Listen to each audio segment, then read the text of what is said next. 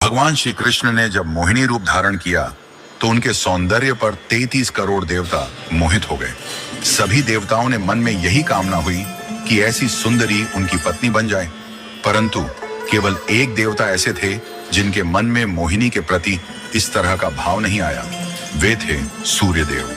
सूर्यदेव ने मोहिनी रूप को देखकर मन ही मन कहा, यदि ये मेरी पुत्री बन जाए तो मेरा जीवन धन्य हो जाए। सूर्यदेव की इस भावना को समझकर भगवान श्री कृष्ण ने उनकी ओर कटाक्ष किया और संकेत किया कि उनकी इच्छा पूर्ण होगी। समय बीतने के बाद सूर्यदेव ब्रजभूमि में वृषभानु महाराज के रूप में अवतरित हुए। वृषभानु जी ने तपस्या की और ब्रह्मा जी से प्रार्थना की कि उन्हें ठाकुर जी की पुत्री के रूप में प्राप्ति हो। ब्रह्मा जी ने उनकी प्रार्थना को श्री हरि तक पहुंचाया। ठाकुर जी ने विचार किया कि वे नंद यशोदा और देवकी वासुदेव के यहाँ पुत्र के रूप में जन्म लेने वाले हैं, लेकिन प्रेम की स्थापना के लिए एक विशेष अवतार लेना होगा। ठाकुर जी ने अपने रूप को दर्पण में देखा और उस दर्पण में उन्हें ऐसा रूप दिखाई दिया जो स्वयं ठाकुर जी को भी मोहित कर गया। यह रूप ठाकुर जी का ही स्त्री रूप था। उन्होंने इस रूप को स्थिर किया और लक्ष्मी जी के वस्त्रों, आभूषणों और श्रृंगार सामग्री का उपयोग करके इस दिव्य स्वरूप को सजाया। जब यह स्वरूप पूर्ण हुआ तो ऐसा प्रतीत हुआ मानो सूर्य और चंद्र का एक साथ मेल हो गया हो। यह दिव्य तेज इतना अद्भुत था कि स्वयं ठाकुर जी भी नेत्र मूने को विवश हो गए। जब उन्होंने नेत्र खोले तो उनके सामने श्री राधा रानी का दिव्य स्वरूप प्रकट हुआ। श्री राधा के प्राकट्य का समय सुबह 4 बजे का था, जो ब्रह्म मुहूर्त का समय है।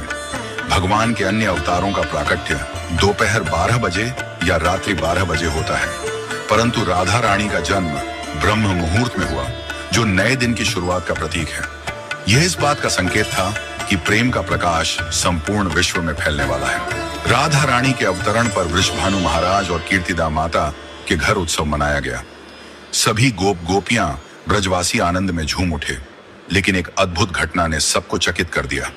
राधा रानी अपनी आंखें नहीं खोल रही थीं। वृषभानु महाराज और माता कीर्तिदा इस बात को लेकर चिंतित हो गए। कई साधु संत और विद्वान उनके दर्शन करने आए, लेकिन किसी के भी प्रयास से राधा रानी ने अपनी आंखें नहीं खोली।